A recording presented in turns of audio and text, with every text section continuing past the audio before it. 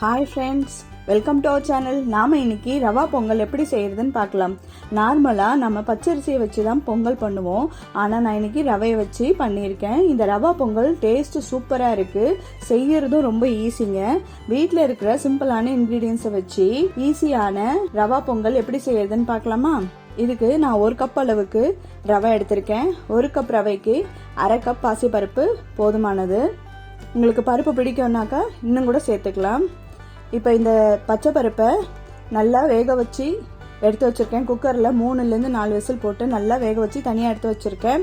இப்போது ரவை பொங்கல் செய்யறதுக்கு தேவையான பொருளை பார்த்துடலாம். ஜீரகம் 1 ஸ்பூன், மிளகு 1 ஸ்பூன், உப்பு தேவையான அளவு, மஞ்சள் தூள், முந்திரி பருப்பு, கருவேப்பிலை 1 கொத்து, இஞ்சி சின்ன சின்ன துண்டுங்களாக நறுக்கினது, அதுக்கப்புறம் பெருங்காயத்தூள். இப்போ 1 கப் ரவைக்கு 3 கப் அளவுக்கு தண்ணி தேவைப்படுது. பருப்பு வேக வச்ச தண்ணி கூட சேர்த்து 3 கப் அளவுக்கு நான் ஒரு பேனில் தனியாக கொதிக்க வச்சுக்கலாம்.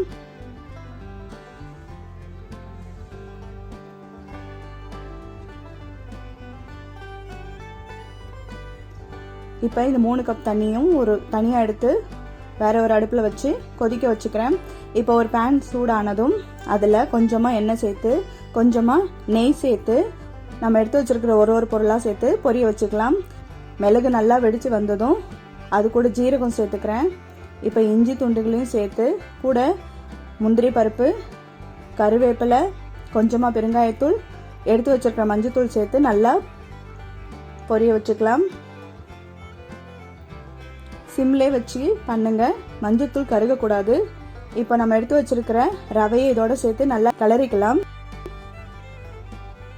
கட்டிகள் இல்லாமல் நல்லா கைவிடாமல் கிளறி வச்சுக்கலாம். இப்போ சூப்பராக கலந்து வந்திருக்கு. இப்போ இந்த சமயத்தில் தண்ணி நல்லா கொதிச்சு வந்திருக்கு. இது கூட நம்ம வேக வச்சு வச்சிருக்கிற பருப்பை நல்லா கலந்து நல்லா தின்னாக கலந்து விட்டுக்கலாம். இப்போ இது நல்லா கலந்து வந்திருக்கு. ஒரு கொதி வரட்டும். இது நடுவில் ரவை பொங்கலுக்கு தேவையான அளவுக்கு உப்பு சேர்த்து நல்லா கிளறி விட்டுக்கலாம்.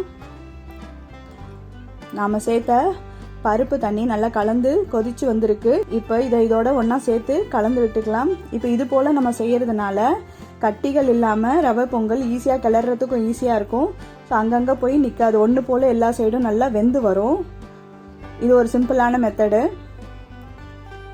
ஸோ இப்போ இது கூட மேலே கொஞ்சமாக நெய் சேர்த்து எல்லாம் நல்லா கலந்து விட்டுட்டு ஒரு 2 நிமிஷம் மூடி வச்சு சிம்மிலே வச்சுக்கலாம்.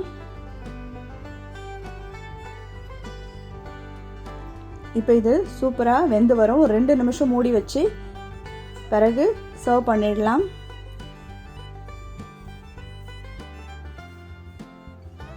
இது ரொம்ப ஈஸியான ரெசிபிங்க. பருப்பு மட்டும்தான் வேக வைக்கணும். மொத்தத்தில் 10 to 15 மினிட்ஸில் ஒரு சூப்பரான கமகமன்னு நெய் மணக்கிற ரவா பொங்கல் ரெடி.